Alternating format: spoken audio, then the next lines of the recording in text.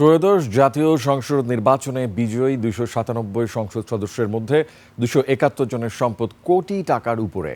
গত নির্বাচনের তুলনায় এবার বেড়েছে ঋণ গ্রহীতার হার। এসব তথ্য উঠে এসেছে সুশাসনের জন্য নাগরিক সুজনের প্রতিবেদনে। সংগঠনটির সম্পাদক বদিউল আলম মজুমদার বলেছেন, সংস্কার কমিশনের সুপারিশগুলো গ্রহণ করলে খেলাপিরা নির্বাচন করার সুযোগই পেত না। এছাড়া ফলাফল নিয়ে অভিযোগের তদন্ত ছাড়াই তড়িঘড়ি করে গভীর রাতে ইসি গেজেট প্রকাশ করেছে বলেও মন্তব্য করেন সুজন সম্পাদক। শফিকুল ইসলামের রিপোর্টে বিস্তারিত। ৭২ ঘন্টা ময়েশ্চার লক সমৃদ্ধ লিলি বডি ওয়াশ, শিয়া বাটারের গুডনেস স্কিন রিপেয়ার করে রাখে সফট ও গ্লোয়িং।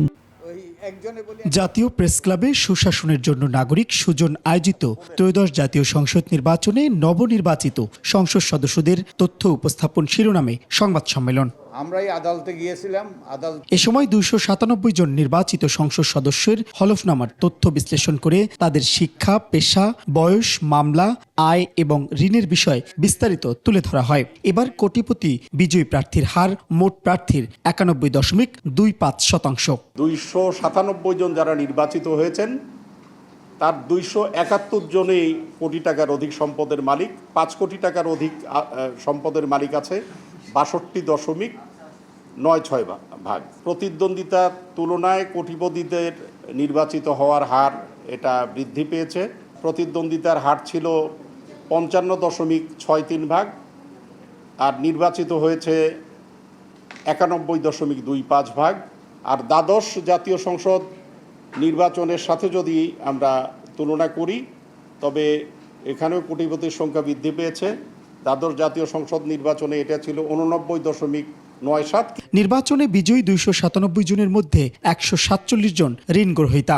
শতাংশের হিসাবে যা প্রায় ৫০%। ২৯৭ জনের মধ্যে ১৪৭ জনের ঋণ আছে, প্রায় অর্ধেক। এটা এখানে ৫ কোটি টাকার অধিক ঋণ ৩৬ জনের। আর ঋণ গ্রহীতাদের মধ্যে সর্বোচ্চ সংখ্যক ঋণ গ্রহীতা বাংলাদেশ জাতীয়তাবাদী দল থেকে।